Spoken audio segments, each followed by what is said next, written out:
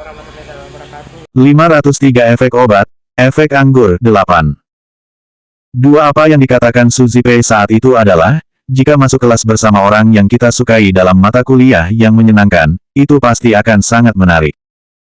Leng Xicheng kurang minat, akhirnya ia memilih pendidikan estetika. Semester ini, Su Zipei telah memperbaiki semua kredit akademiknya, dan tidak perlu mengikuti mata kuliah pilihan lagi. Leng Xicheng masih kurang 1 poin kredit akademik untuk suatu mata kuliah, dan diam-diam memilih mata kuliah yang sangat direkomendasikan oleh Su Zipei. Ketika melihat Gu Qingqing, Leng Xicheng baru tahu seberapa benarnya ia memilih mata kuliah ini.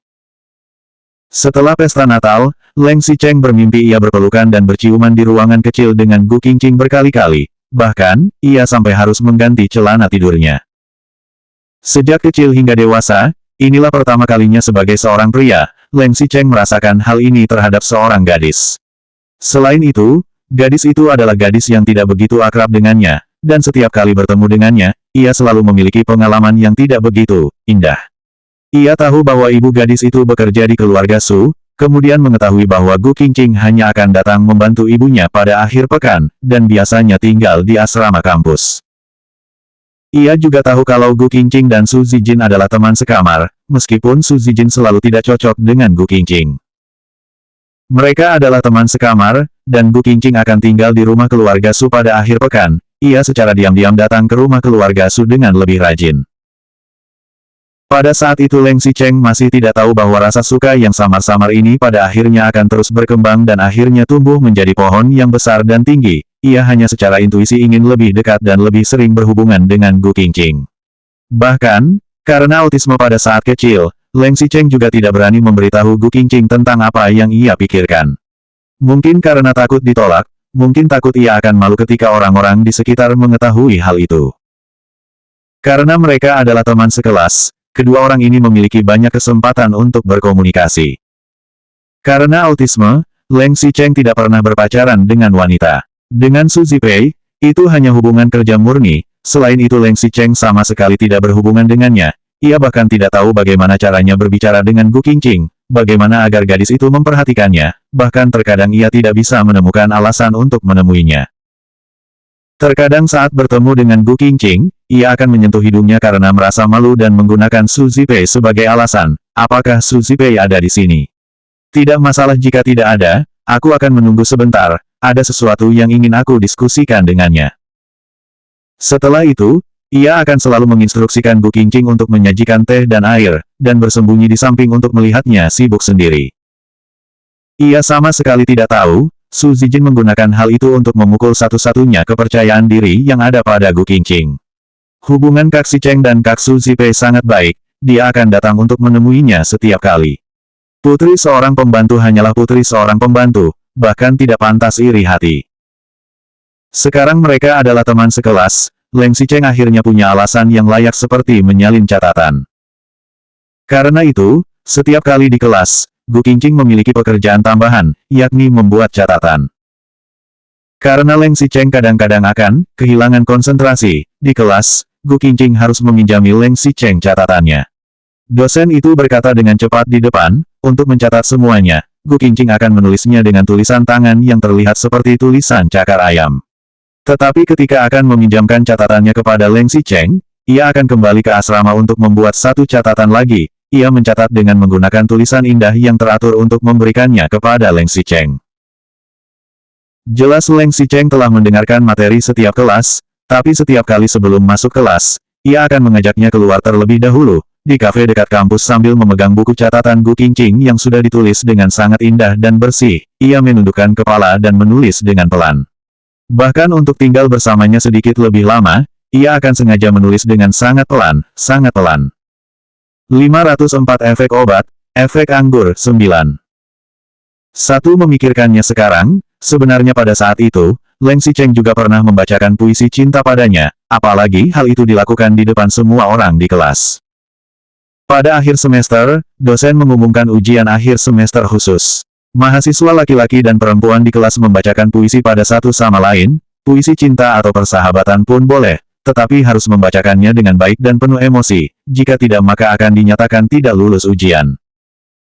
Gu Qingqing agak malu dengan orang-orang di kelas, dia membacakan sebuah puisi kemuliaan guru di depan dosen, dan ia dianggap sudah menyelesaikan tugas. Giliran Leng Xicheng, ia adalah anak laki-laki yang paling dingin dan tenang di kelas. Semua orang kira, tidak peduli apa yang dikatakan oleh Leng Xicheng, itu tidak mungkin sebuah puisi cinta. Namun tak disangka, ia berdiri dan berkata, semester ini, aku sangat sibuk karena pekerjaan rumah, dan mengambil hari libur beberapa hari. Aku sangat berterima kasih kepada teman sekelasku, Gu Qingqing, yang sudah meminjamkan buku catatannya padaku, membantuku menyelesaikan studiku. Aku membacakan puisi dari Alexander Pushkin, Ken untuk mengungkapkan rasa terima kasihku. Gu Qingqing merasa kaget dan juga bahagia, ia tidak pernah menyangka bahwa Leng Xicheng juga akan membacakan puisi untuknya. Kemudian, ia membaca dengan nada yang sedikit magnetis, menggema di dalam kelas. Aku ingat momen indah itu. Kamu yang muncul di hadapanku. Seperti ilusi bunga epifilum yang mekar untuk sekilas. Seperti keindahan yang murni. Puisi ini sangat indah, selain itu suasana hati Alexander Pushkin pada saat itu juga sesuai dengan suasana hati Leng Xicheng saat ini. Bertemu dengan seorang wanita cantik, tetapi seperti masih ada orang lain di sisinya, Ni Zining.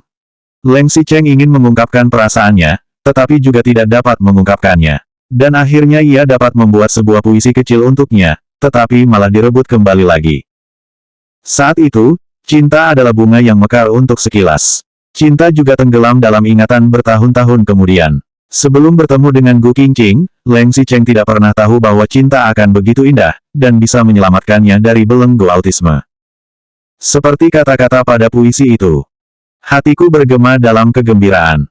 Untuk dia, semuanya menjadi hidup kembali. Memiliki semangat, memiliki inspirasi.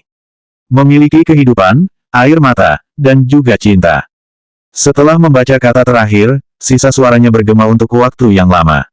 Bahkan jika bukan karena cinta, dan hanya karena rasa berterima kasih, hati Gu Qingqing juga merasa sangat bahagia. Puisi Leng Xicheng itu mendapat nilai tertinggi dalam mata kuliah tersebut.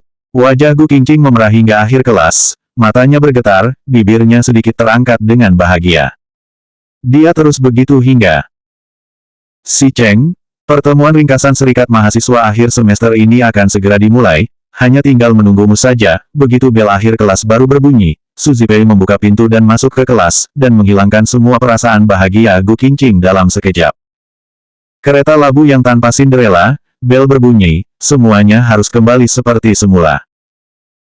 Setiap kali tersentuh pada saat kuliah, setiap kali dekat dengan Leng Xicheng, pasti melihat pemandangan Leng Xicheng dan Su Zipei pergi berdampingan. Pukulan yang berkali-kali ini telah membuat Gu Qingqing terbiasa. Ia tidak mungkin bisa bersama Leng Xicheng. Tidak peduli itu melihat dari latar belakang keluarga, ataupun dari sisi perasaan. Jika bukan karena waktu itu Leng Xicheng minum terlalu banyak dan mabuk di KTV, lalu menganggapnya sebagai Su Zipei hingga merenggut keperawanannya, Gu Qingqing takut pria itu tidak akan pernah menikahinya bahkan jika ayahnya meninggal karenanya, kan? Setelah menyelesaikan misi syuting hari ini, Leng Xicheng mengundang semua orang pergi makan. Setelah makan ia memesan sebuah KTV untuk melanjutkan acara. Ini adalah pertama kali Gu Qingqing masuk ke dalam KTV lagi setelah 3 tahun lalu. Semuanya sama, Leng Xicheng juga mengundang Su Zijin dan Ni Zining. Selain itu, ia juga meletakkan kondom dan obat-obatan yang telah ia persiapkan dari awal di dalam jasnya. Selanjutnya bab 505 efek obat, efek anggur 10.